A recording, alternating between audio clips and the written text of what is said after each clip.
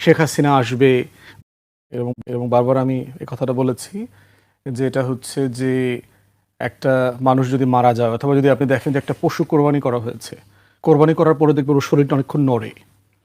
আওয়ামী লীগ হচ্ছে ওই রকম, মানে এত মানে শেখ হাসিনার ভয় নাই, রাজপথ ছাড়ি নাই।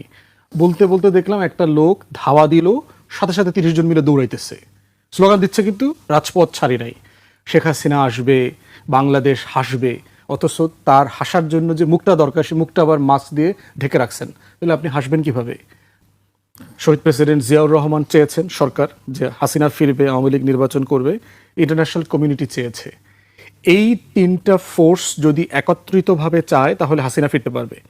দ্বিতীয়বার দেখেন হাসিনা কিভাবে ফিরেছে, 111-এর সময় ফিরেছে।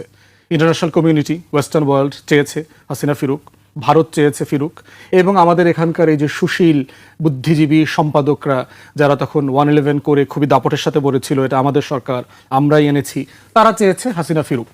প্রণব মুখার্জির সাথে আমাদের 17 ঘোড়া বিশিষ্ট মইনি আহমদের বিখ্যাত মিটিং, এবং তার বইতে সেটা সে লিখেছে কিভাবে তার ফেরানোর ব্যবস্থা চলছে, শামীম ওসমান পা ধরে কান্নাকাটি করতেছে। তো এই প্রত্যেকটা এলিমেন্ট চাপ চেয়েছিল বলে হাসিনা আওয়ামী লীগ ফিরতে পেরেছে। প্রশ্ন হচ্ছে 24-এর পরে ইন্টারন্যাশনাল কমিউনিটি চায় কিনা আওয়ামী লীগ ফিরুক। আপনারা কদিন আগে দেখেছেন যে হাসিনার আইনজীবীর মাধ্যমে আমেরিকাতে জাতিসংঘের হেডকোয়ার্টারে তারা কিন্তু যে গণ অভ্যুত্থানের পরবর্তীতে যে জাতিসংঘ যে ফ্যাক্ট ফাইন্ডিং রিপোর্ট করলো, এই রিপোর্টে কতজন মারা গেছে এই সংখ্যাটা কন্ট্রাডিক্ট করে একটা চিঠি দিয়েছে। জাতিসংঘ কি উত্তর দিয়েছে? যে আমরা আমাদের রিপোর্ট স্ট্যান্ড বাই করতেছি, 1400 শহীদ হয়েছে, আমাদের কাছে এভিডেন্স আছে, এবং এইটার কোনো কিছু আমরা চেঞ্জ করব না, ইন লেটার্স অ্যান্ড স্পিরিট। তাহলে জাতিসংঘ থেকে শুরু করে আমেরিকার সাথে এখন ট্রেড এগ্রিমেন্ট আছে, কোনোভাবে কি চাইবে আমেরিকা এই ট্রেড এগ্রিমেন্ট থেকে বের হয়ে আসবে? ট্রাম্পের ভারত নিয়ে ন্যূনতম তার কোনো আগ্রহ নাই, যে পরিমাণ ট্যারিফ ইম্পোজ করে দিয়েছে।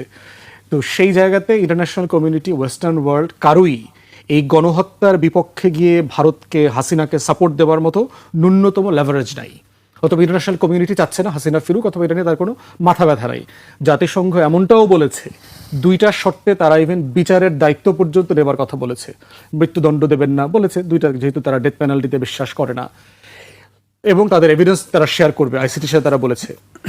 সেকেন্ডলি দেখেন, ভারত চাইতে পারে যে হাসিনা ফিরুক, কিন্তু আসলে কি ভারত চায় কিনা হাসিনা ফিরুক?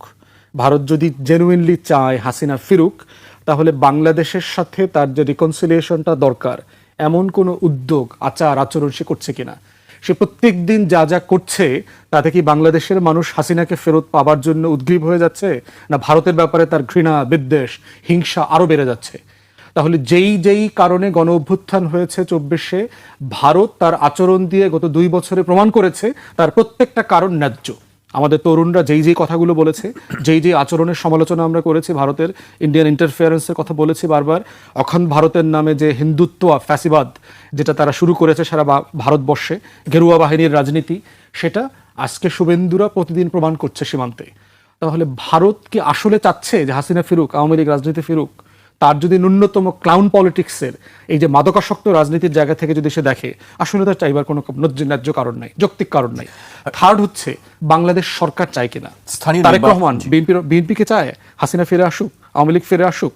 তাহলে সংসদের সব দল মিলে কেন কার্যক্রম নিষিদ্ধের জায়গায় তারা একমত হয়েছে, অর্ডিন্যান্সটা র্যাটিফাই করেছে? যে পরিমাণ ধরপাকড় হচ্ছে, যে পরিমাণ বিএনপির লোকজন আওয়ামী লীগদেরকে ধরায়া ব্যবসা বাণিজ্য করতেছে, নোয়াখালীতে বিএনপির লোকজন মারামারি করতেছে না?